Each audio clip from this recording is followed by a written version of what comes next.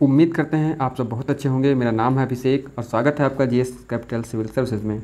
दोस्तों, UP PCS और UPSC mains परीक्षा 2023 के लिए हम सामाजिक न्याय के बारे में आज देखेंगे और जानेंगे। आज देखो, सामाजिक न्याय के क्वेश्चन तो आने बिल्कुल निश्चित ही हैं। ठीक है, तो सबसे पहले हम समझते हैं कि सामाजिक न्याय, उसका एक परिचय देख लेते हैं। ठीक है, देखो पहले तो कुछ कथन हैं, देख लेते हैं। सामाजिक न्याय के लिए प्रयास करना जीवन का सबसे मूल्यवान कार्य है, ये अल्बर्ट आइंस्टीन जी ने कहा है। ठीक है, उसके बाद में सामाजिक न्याय के बिना आज़ादी अधूरी है, ये अटल बिहारी वाजपेयी जी का कथन है, बहुत मोस्ट है। उसके बाद में बाबा साहब अम्बेडकर का जो भी बहुत ही महत्वपूर्ण है, आप आर्टिकल ये निबंध में और या आंसर राइटिंग में यूज कर सकते हैं। ध्यान से देखना, इसे याद कर लेना है आप लोगों को। एक न्यायपूर्ण समाज वह समाज है जिसमें सम्मान की बढ़ती भावना और तिरस्कार की घटती भावना एक दयालु समाज के निर्माण में विलीन हो जाती है। देखिए, मैं एक कन्फ्यूजन आपका दूर कर दूं कि बहुत सारे लोग कहते हैं कि जो कथन होते हैं बड़े बड़े, वो बिल्कुल अक्षर सा होने चाहिए। हम ये इस चीज़ का खंडन करते हैं। ठीक है, देखिए कोई छोटा सा कथन है, 2 वाक्य हैं उसमें, तब तो वो अक्षर सब ठीक है। लेकिन अगर हम ये बड़ा सा है कथन, तो इसका सार भी अगर हम लिख देंगे और डॉक्टर जो अम्बेडकर के द्वारा हम बताएंगे ये कहा गया है, तो ये सही माना जाएगा। ठीक है, आइए देखते हैं सामाजिक न्याय से तात्पर्य क्या है। तो सबसे पहले संयुक्त राष्ट्र के अनुसार सामाजिक न्याय को मोटे तौर पर आर्थिक विकास के परिणामों के उचित और समान वितरण के रूप में समझा जा सकता है। अब ये थोड़ा सा ऊपर ऊपर निकल गया होगा। देखिए, सामाजिक न्याय का मतलब क्या है कि समाज के जो भी व्यक्ति हैं, ठीक है, समाज के जो भी व्यक्ति हैं उनको क्या है कि समान रूप से कौन कौन से आर्थिक, सामाजिक और राजनीतिक अधिकार मिले, वही क्या होता है, सामाजिक न्याय होता है। ठीक है, देखिए यह इस दृष्टिकोण की वकालत करता है कि हर कोई, ठीक है, समान, ये सब देखना, समान आर्थिक, राजनीतिक और सामाजिक अधिकारों और अवसरों का हकदार है। बस ये लाइन आपको ध्यान रखना है। सामाजिक न्याय क्या है भाई, कि सभी को आर्थिक, राजनीतिक, सामाजिक जो अवसर हैं वो समानता से मिलें। ठीक है, इनमें कोई भेदभाव ना किया जाए, यही सामाजिक न्याय है। सामाजिक न्याय के मूल सिद्धांतों में मानवाधिकार, ठीक है, ये भी एक चीज़ ध्यान रखना, मानवाधिकार होने चाहिए, पहुंच होनी चाहिए, संसाधनों तक उनकी पहुंच होनी चाहिए, भागीदारी होनी चाहिए, व्यवस्था में उनकी भागीदारी होनी चाहिए, और समानता, उनमें किसी भी प्रकार का भेदभाव नहीं होना चाहिए। तो ये तो हो गया सामाजिक न्याय। ठीक है, आइए देखते हैं कि सामाजिक न्याय के लिए संविधान में प्रावधान क्या क्या हैं। ठीक है, एक सेकेंड, हाँ, तो सबसे पहले मौलिक अधिकार देख लेते हैं। देखिए, पूरे के पूरे मौलिक जो अधिकार हैं वो सामाजिक न्याय पर ही जो आधारित हैं। जैसे 14 क्या कहता है, समानता का अधिकार। 15 में धर्म, मूल वंश, जाति, लिंग या जन्म स्थान के आधार पर भेदभाव को रोकता है। ठीक है, 15(4) में क्या कहता है कि अनुसूचित जाति एवं जनजाति की उन्नति के लिए विशेष प्रावधान और आरक्षण। आर्टिकल 16 जो कहता है कि सार्वजनिक रोजगार के मामलों में अवसर की समानता। ठीक है, 16(4) कहता है कि पिछड़े वर्गों के लिए आरक्षण। ये जो भी हम देख रहे हैं ये सब जो है, ये सब क्या हैं, आप लोग देख रहे हैं कि सामाजिक न्याय के अंतर्गत हैं। 17 में क्या है, अस्पृश्यता को समाप्त किया गया है। 19 में क्या है, भाषण और अभिव्यक्ति की गारंटी देता है 19। ठीक है, अनुच्छेद 21 क्या है, जीवन और स्वतंत्रता का अधिकार है। अनुच्छेद 23 तस्करी, बेगार, बालाश्रम और उसी प्रकार के अन्य जबरन श्रम पर रोक लगाता है। अनुच्छेद 24 कारखानों में बच्चों के रोजगार पर प्रतिबंध लगाता है। देखिए, क्वेश्चन सीधे सीधे भी आ सकता है कि सामाजिक न्याय समझाइए और भारतीय संविधान में या भारतीय व्यवस्था में सामाजिक न्याय को पाने के लिए क्या प्रावधान किए गए हैं। तो ये आप बिल्कुल पूरे के पूरे लिख सकते हैं। अन्य प्रावधान देखते हैं। प्रस्तावना में सामाजिक न्याय की बात की गई, कैसे की गई है, आप जो अपने सभी लोगों को सामाजिक, साफ साफ लिखा हुआ है, सामाजिक, आर्थिक और राजनीतिक न्याय की गारंटी दी गई है। ठीक है, और स्थिति और अवसर की समानता की बात की गई है। तो ये प्रस्तावना में सामाजिक न्याय की बात की गई है। ठीक है, क्वेश्चन ये भी आ सकता है कि सामाजिक न्याय को समझाइए और संविधान की प्रस्तावना में सामाजिक न्याय का मतलब क्या वर्णन है। तो यहाँ से भी पूरा प्रश्न बन सकता है, आपको ये चीज़ें एक्सप्लेन करनी होगी। ठीक है, दूसरी बात करते हैं राज्य के नीति निर्देशक सिद्धांत। तो अनुच्छेद 38 राज्य लोगों के कल्याण को बढ़ावा देने के लिए एक सामाजिक व्यवस्था सुनिश्चित करेगा। ठीक है, अनुच्छेद 39 में क्या कहा गया है कि नागरिकों, पुरुषों और महिलाओं के अधिकारों को समान रूप से सुरक्षित करने के लिए राज्य में पालन किए जाने वाले नीति के कुछ सिद्धांत, जैसे आजीविका के पर्याप्त साधन, पुरुषों और महिलाओं दोनों के लिए समान काम के लिए समान वेतन, श्रमिकों के स्वास्थ्य और शक्ति, बचपन और युवावस्था को शोषण और नैतिक एवं भौतिक परित्याग आदि से ठीक बचाया जाए। तो ये बहुत मोस्ट है, ये सब क्या है, सामाजिक न्याय पे ही है। आर्टिकल डीपीएसपी क्या है, डीपीएसपी भी पूरा सामाजिक न्याय पे है। अनुच्छेद 39A में देख लेते हैं, तो राज्य उपयुक्त कानून या योजनाओं के द्वारा समान न्याय और मुफ्त कानूनी सहायता सुनिश्चित करेगा। ये भी क्या सामाजिक न्याय है। इससे क्या होगा कि लोगों के बीच में जो असमानताएं खत्म होंगी, हर व्यक्ति पहुंच पाएगा न्याय तक, ठीक है, हर व्यक्ति कानून का सहारा ले सकेगा। अनुच्छेद जो 41 में क्या है, इसका उद्देश्य बेरोजगारी, बुढ़ापा, बीमारी, विकलांगता और अवांछित अभाव के मामलों में व्यक्तियों के लिए काम, ठीक है, काम, शिक्षा और सार्वजनिक सहायता के जो अधिकार संरक्षित करना है। अब जब ये चीज़ें काम पाएगा, शिक्षा पाएगा, ठीक है, स्वास्थ्य उसका ठीक होगा, तो वो क्या होगा, सामाजिक भेदभाव उसके अंदर नहीं होगा, समाज में सब लोग जो एक तरीके से विकास करेंगे, ठीक है। आर्टिकल 46 में क्या कहते हैं कि अनुसूचित जाति, अनुसूचित जनजाति और अन्य कमजोर वर्ग को शैक्षिक और आर्थिक हितों को बढ़ावा देना। तो ये भी क्या है, सामाजिक न्याय की ओर हमें अग्रसर करता है। तो हमें ये देखा हमने यहाँ पे कि सामाजिक न्याय, एक सेकेंड, सामाजिक न्याय के बारे में देख लिया। अब देखेंगे कि भारत में सामाजिक न्याय की आवश्यकता क्या है, ठीक है। तो क्या है, जैसा कि अमर्त्य सेन कहते हैं कि सरकार को गरीबी को समाप्त करने के लिए पोषण, अब देखिए ये चीज़ें ध्यान रखना, ये शब्द बहुत जो मोस्ट है, गरीबी को समाप्त करने के लिए पोषण, ठीक है, स्वास्थ्य, शिक्षा और सामाजिक सुरक्षा पर अपने खर्च को बढ़ाकर एक क्षमता दृष्टिकोण अपनाना चाहिए। ये साहब कह रहे हैं कि भैया अगर आपको अपने यहाँ गरीबी को समाप्त करना है, और देखिए एक चीज़ देखिए, सामाजिक न्याय देने का एक जो सबसे बड़ा माध्यम है वो है गरीबी को ख़त्म कर देना। जब व्यक्ति गरीब नहीं होगा, जब व्यक्ति के पास पैसे होंगे, वो खाएगा, जब खाएगा तो स्वस्थ होगा, जब स्वस्थ होगा तो उसका दिमाग काम करेगा, जब दिमाग काम करेगा ना तो वो बाकी चीज़ें जो अपने लिए खुद क्या कर लेगा, जो अचीव कर लेगा। जब वो गरीब है, उसे खाने को भी नहीं मिल रहा है, तो वो क्या, वो बस खाने तक ही सीमित रहता है और वो समाज में जो विकास नहीं कर पाता है और पिछड़ जाता है। तो सबसे पहले क्या है, व्यक्ति को गरीबी समाप्त करने के लिए क्या होगा, पोषण दीजिए भाई उसको, फिर स्वास्थ्य दीजिए और शिक्षा दीजिए, ठीक है। पोषण से वो अच्छा खाएगा तो दिमाग अच्छा होगा, दिमाग अच्छा होगा, शरीर स्वस्थ होगा तो वो शिक्षा पाएगा, शिक्षा पाएगा तो वो रोजगार भी हासिल कर पाएगा, ठीक है। ये चीज़ हो गई। तो ये कहते हैं कि भाई जो अपना खर्च बढ़ाओ, इन मदों पे अपना खर्च बढ़ाओ। दूसरी बात क्या है, आर्थिक विकास, ठीक। सरकार द्वारा सामाजिक क्षेत्र पर खर्च बढ़ाने से उपभोक्ता मांग में वृद्धि होगी, जिससे आर्थिक सुधार होगा। ये भी एक लॉजिक अच्छा है, ठीक है। कह रहे हैं कि सरकार जो है, जब सामाजिक क्षेत्र पर खर्च जो बढ़ाएगी तो मांग बढ़ेगी और जिससे अर्थव्यवस्था सुदृढ़ होगी, ठीक है। दूसरी बात है जनसांख्यिकीय लाभांश। मानव पूंजी पर खर्च करने से भारत को जनसांख्यिकीय लाभांश का लाभ उठाने में मदद जो मिलेगी, ठीक है। मतलब जनसंख्या जब ज़्यादा होगी तो कार्यकुशल भी होगी कुछ, तो ये क्या है, ये लाभ एक होगा। असमानताओं को कम करना। हाल ही में जारी की गई ऑक्सफैम की रिपोर्ट असमानता मारती है, ये शीर्षक था, में कहा गया है कि महामारी ने अरबपतियों की संपत्ति में अब तक का सबसे बड़ा उछाल पैदा किया। ये तो आप लोगों ने खूब देखा, महामारी जब आई तो जो गरीब थे वो और गरीब हो गए और जो अरबपति थे वो और जो अरबपति हो गए। इस तरीके की जो मतलब है, जो इस तरीके का जो विकास होता है इसे के आकार का विकास कहते हैं। मतलब जो ऊपर थे वो और ऊपर चले गए, जो नीचे थे वो और नीचे चले गए, ठीक है।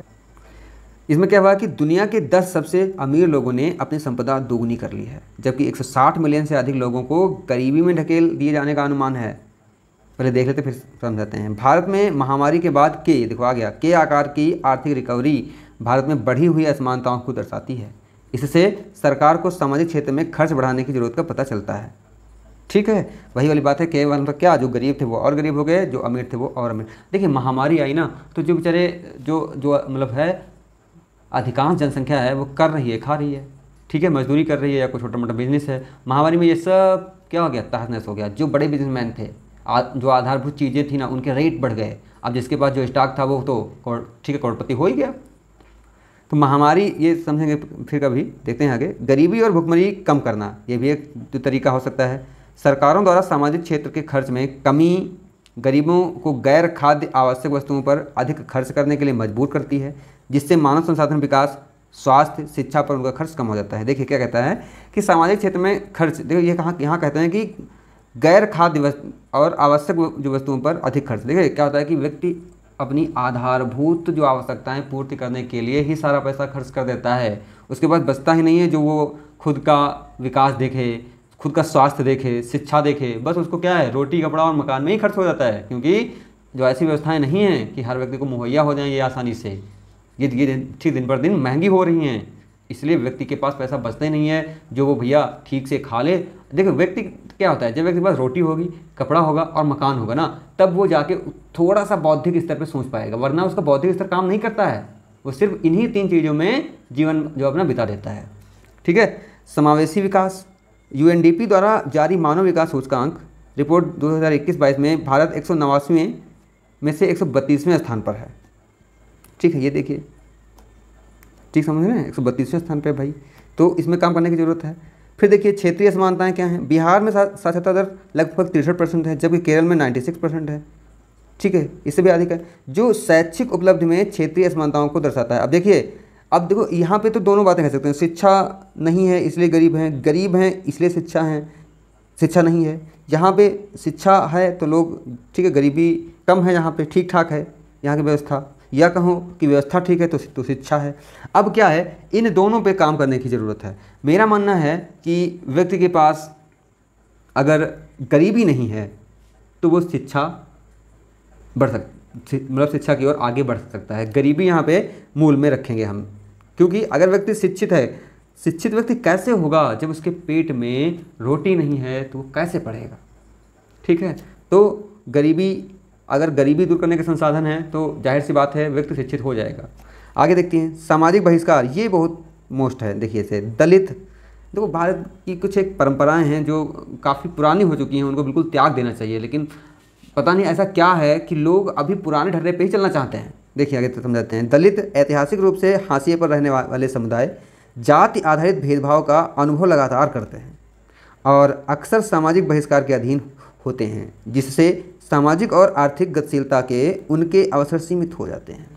भारत में अभी भी यह एक परंपरा है, कुरीति है कि यहाँ पे समुदाय के आधार पे विकास, समानता, जो अवसर और कई तरीके की सुविधाएं मुहैया करवाई जाती थी। अब तो खैर बहुत कुछ सुधर गया है, लेकिन फिर भी लोगों के अंदर वो भावना भर दी गई है कि नहीं, तुम तो निम्न हो, तुमको ये अधिकार ही नहीं है। वो बेचारे कैसे भी करके आगे जो आते हैं, लेकिन क्या होता है कि उनके अंदर मोटिवेशन ही नहीं होता है, उनके अंदर कॉन्फिडेंस ही नहीं होता है। तो ये बहुत बड़ी एक कमी है सामाजिक बहिष्कार की, और जो है इसको हम आप मिलकर समाप्त कर सकते हैं ना। और ये सिर्फ शिक्षा से दूर होगा, और शिक्षा कैसे आएगी, जब गरीबी दूर होगी। ठीक है, अब गरीबी कैसे दूर होगी ये तो आप लोग देख ही रहे हैं। खैर देखते हैं, आगे बढ़ते हैं। फिर है लैंगिक असमानता। भारत में महिला श्रम बल भागीदारी दर लगभग 20% है।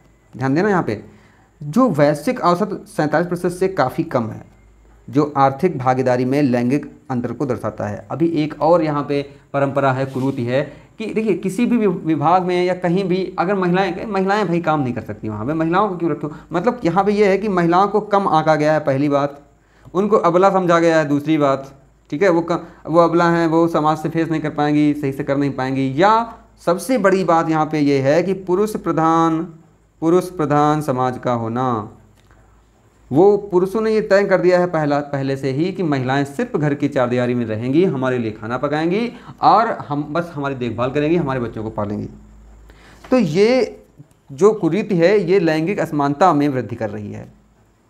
ठीक है, आगे देखते हैं कि भारत के विभिन्न कमजोर वर्ग कौन से हैं। तो सामाजिक न्याय और अधिकारिता विभाग को समाज के वंचित एवं हाशिया पर रहने वाले वर्गों के सशक्तिकरण का काम सौंपा गया है। ठीक है, अच्छा तब कौन कौन से लोगों को इसमें रखा गया है कि भाई ये कमज़ोर वर्ग हैं, तो आइए इसमें देख लेते हैं। अनुसूचित जाति यानी कि SC, अन्य पिछड़ा वर्ग यानी कि OBC, वरिष्ठ नागरिक जो वृद्ध हैं 90 या जो 90 से ऊपर हैं, मादक द्रव्यों के सेवन का शिकार जो नशेड़ी हैं, कहेंगे हम सीधे सीधे उनको, मतलब जो क्या अब जो इसका भी मूल कारण क्या है बताइए। नशे का देखो कुछ तो देखो जो है एक्सेप्शन तो हर जगह है ना, कुछ तो व्यक्ति सब कुछ होते हुए भी वो नशेड़ी होते हैं, लेकिन जिस वर्ग की हम बात कर रहे हैं उसमें एक ऐसा वर्ग भी है जो सिर्फ इसलिए जो नशे की तरफ बढ़ गया क्योंकि उसके पास कुछ था ही नहीं, और न तो जो उसके पास रोटी थी, न कपड़ा था, न मकान था। ठीक है, आवारा था। और आप लोग देखते हैं शहरों में, गांव में ऐसे लोग ठीक जिनके पास कुछ होता नहीं है, संसाधन नहीं होते हैं, गाइडेंस नहीं होता है, वो क्या पढ़ते हैं, सिर्फ इधर ही पढ़ते हैं। फिर देखिए विमुक्त, घुमंतु और अर्ध घुमंतु जनजातियाँ आ गई जो समाज से दूर हैं, जंगलों में घूम रही हैं या एक गांव से दूसरे गांव जिनके पास जो अपना कुछ भी जो स्थायी नहीं है, ठीक है, शरीर के सिवा कुछ नहीं होता है उनके पास। कुछ लोगों के पास ज़मीनें भी हैं तो वो ठीक ज़मीनें बहुत बेकार हैं, या उनके पास संसाधन नहीं है तो वो क्या करें ज़मीनों पे, ठीक है। तो ऐसे लोग, भिखारी भी इसी में आते हैं, और ट्रांसजेंडर, ठीक है। इनके बारे में समाज में बहुत गलत जो है अवधारणा है। लोग नाम ही सुन लो ना ट्रांसजेंडर तो बिल्कुल ऐसे इंटरटेन के मूड में आते हैं ना। और जो अगर कोई जिम्मेदारी दे दी जाए ना कि अगर कोई 5 रुपये भी मांग ले ना समाज से, मतलब कुछ जो कोई व्यक्तियों से, तो कहेंगे अरे पैसे ये तो लुटेरे हैं, ठीक है। जबकि जो इनकी समस्याएं हैं सामाजिक स्तर पर वो कोई नहीं देखता। मज़े इनसे सब लेना चाहते हैं, ठीक है, इंटरटेनमेंट इनसे सब करना चाहते हैं, दुआएं इनके सब पाना चाहते हैं, लेकिन इनके बारे में कोई सोचता नहीं। उनको लगता है कि नहीं बहुत आसान है इनकी ज़िंदगी। ये समाज में एक ऐसा वर्ग है, मैं क्या ही कहूँ, कभी बात करूँगा, सबसे मुझे लगता है कि सबसे तो नहीं, लेकिन ये भी बहुत ज़्यादा सताए और सामाजिक बहिष्कार के शिकार हैं, ठीक है। सामाजिक न्याय प्राप्त करने की चुनौतियाँ, तो मुझे लगता है इन पे बात कल की जाए। चलो देख लेते हैं शॉर्ट में कि सामाजिक न्याय प्राप्त करने की चुनौतियाँ क्या हैं। तो जागरूकता की कमी, पहली बात तो इनको जानकारी नहीं होती। बताया था ना कि इनके अंदर जो आत्मविश्वास ही नहीं होता है फेस करने का समाज में। ये मतलब क्या होता है कि सरकार के विंडो पे जा ही नहीं पाते हैं अपना हक मांगने, ठीक है। और भ्रष्टाचार जो इतना है कि लोग इन तक पहुँचना नहीं चाहते हैं, ठीक है। तो जागरूकता की कमी है, समझ में आई बात। दूसरा क्या है कि योजनाओं के पीछे अच्छे जो इरादों के बावजूद उनकी प्रभावशीलता अक्सर जागरूकता की कमी और लाभार्थियों की सक्रिय भागीदारी में कमी जैसे कारकों से बाधित होती है। महात्मा गांधी राष्ट्रीय ग्रामीण रोजगार गारंटी अधिनियम यानी कि मनरेगा, बड़ी संख्या में लाभार्थियों को इस योजना के तहत अपने अधिकारों के बारे में जानकारी ही नहीं है। इसमें आवेदन के 15 दिनों के भीतर काम उपलब्ध नहीं होने की स्थिति में बेरोजगारी भत्ते का प्रावधान भी शामिल है। लेकिन आप बताइए, क्या अपने आसपास किसी को बेरोजगारी भत्ता पाते हुए देखा है? हम बात कर रहे हैं जो मनरेगा के लोगों को, ठीक है। उनको पता ही नहीं, उनको ये पता है कि भैया मैंने 10 दिन काम किया था उसका पैसा आएगा, और सच्चाई तो ये है कि वो भी पूरा उनको नहीं मिलेगा। खैर, इस पर बात करने की ज़रूरत नहीं है। फिर क्या है, खराब डिजाइन, डेटा की कमी के कारण। देखिए क्या है कि उपलब्ध आंकड़े जो हैं वो सब मनगढ़ंत हैं, सही आंकड़े ही नहीं हैं। कहीं 5 लोग हैं तो 50 का आंकड़ा पहुँचा है, कहीं वास्तव में 50 लोग हैं तो 10 का आंकड़ा पहुँचा है, क्योंकि हर जगह कामचोरी भ्रष्टाचार मचा के रखे हैं, ठीक है। तो क्या है कि डेटा की कमी, सही सूचनाएं ही नहीं पहुंचती हैं, और लक्ष्य समूहों की ज़रूरतों और प्राथमिकताओं की उचित समझ न होने के कारण नीतियों को खराब तरीके से डिजाइन किया जाता है, ठीक है। अब क्या है, किसी जो स्थान पे स्थितियां कुछ और हैं, डिजाइन वहाँ पे कोई प्लान किया गया तो वो बिल्कुल उसके विपरीत कर दिया गया। बाय द वे, किसी क्षेत्र में दिन में काम करने का जो समय होना चाहिए वो मतलब 2 शिफ्ट में होना चाहिए। दोपहर बहुत ही गर्म होता है, या मतलब बहुत सारी चीज़, जहाँ पानी की व्यवस्था नहीं है और कुछ है। मतलब कहने का मतलब यह है कि कुछ ज़मीनी स्तर पे, जिस धरातल पे आके कुछ होता ही नहीं है। ऐसा हो गया काम करने की वहाँ पे दशाएं नहीं हैं, या ज़रूरत किसी और चीज़ की थी, मिल कुछ और रहा है, ठीक है। अब ठीक है, क्या है कि ज़रूरत थी आवास की और मिल रहा शौचालय, ध्यान रखना, ठीक है। तो ये सी चीज़ें हैं, तो ठीक, जिससे अक्षमताओं और जो है अप्रसंगताओं को बढ़ावा मिलता है। इसी में क्या है, देखिए अभी कितने राशन कार्ड बने हैं, सबको मुफ्त गल्ला और ये सब मिल रहा है ना, लेकिन अभी भी जो ऐसे बहुत सारे लोग हैं जो वास्तव में हकदार हैं और उनको नहीं मिला है। क्यों? क्योंकि भैया डिजाइन इस तरीके से प्लान है कि वो उसकी मतलब क्या होते हैं, जो है अहर्ता ही नहीं जो कर में आ पा रहे हैं। कुछ ना कुछ ऐसा है, फॉल्ट है कहीं पे। खैर ठीक है, देखते हैं। अब देखते हैं कि सामाजिक न्याय सुनिश्चित करने के लिए क्या कदम उठाए गए हैं, ठीक है। तो अंतर्राष्ट्रीय श्रम संगठन ILO द्वारा डिसेंट वर्क कंट्री प्रोग्राम 2022 में ILO ने के घटकों ने भारत 23 से 27 के लिए decent work country programme DWCP पर हस्ताक्षर किए। क्या है DWCP? उचित उत्पादक नौकरी के अवसर पैदा करने, अपने नागरिकों के लिए स्थायी आजीविका बनाने, पर्याप्त सामाजिक सुरक्षा प्रणाली सुनिश्चित करने आदि की राष्ट्रीय प्राथमिकताओं पर आधारित है। बहुत मोस्ट है, याद कर लेना इसे। दूसरा है स्माइल 75 पहल, बहुत मोस्ट है। भारत सरकार ने गरीबी और भिक्षावृत्ति की मौजूदा समस्या के समाधान के लिए स्माइल आजीविका उद्यम के लिए हाशिए पर रहने वाले व्यक्तियों हेतु सहायता की एक व्यापक योजना तैयार की है। स्माइल, ध्यान रखना। इसके तहत 75 नगर निगम, गैर सरकारी संगठनों और अन्य हितधारकों के सहयोग से भीख मांगने के कार्य में लगे व्यक्तियों के लिए पुनर्वास, चिकित्सा सुविधाओं के प्रावधान, परामर्श, जागरूकता, शिक्षा, कौशल विकास पर व्यापक ध्यान देने के साथ कई व्यापक कल्याणकारी उपाय करेंगे।